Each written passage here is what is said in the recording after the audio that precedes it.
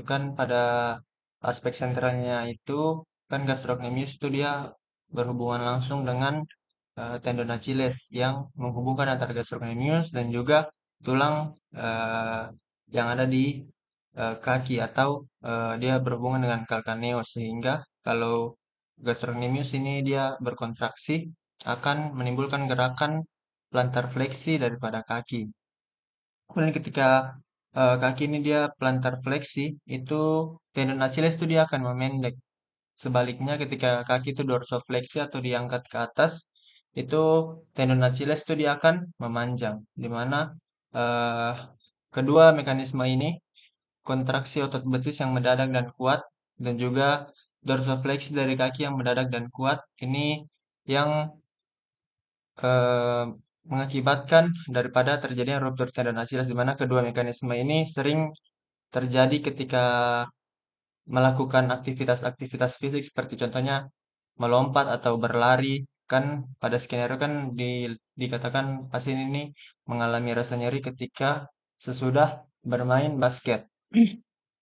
Nah, dari kedua mekanisme ini kontraksi otot betis, gastrocnemius dan soleus dan juga dorsofleksi dari kaki yang mendadak dan kuat, ini akan menyebabkan tendon Achilles ini dia meregang, melampaui daripada kapasitas normalnya, sehingga di situ ada jaringan-jaringan kolagen itu dia akan rusak lebih lanjut, dia akan mengalami ruptur atau dia akan sobek, sehingga ini akan mengakibatkan terjadinya ruptur daripada tendon Achilles.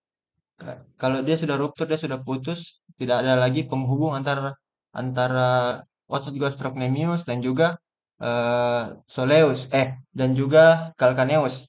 Sehingga kalau tidak ada hubungan, kan tadi fungsinya gastrocnemius itu dia membuat gerakan plantar fleksi, sehingga dia tidak bisa lagi lakukan plantar fleksi.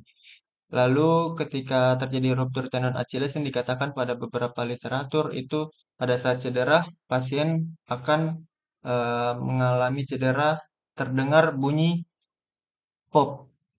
Lalu karena tendonnya itu robek, maka ketika dipalpasi di bagian posterior, di bagian tendon Achillesnya tuh seperti ada gap. Lalu rupturnya tendon Achilles ini kan di tendon Achilles itu juga terdapat pembuluh-pembuluh darah. Sehingga kalau dia ruptur, pembuluh darah di situ juga bisa ikut ruptur. Ini yang bisa menyebabkan terjadinya edema.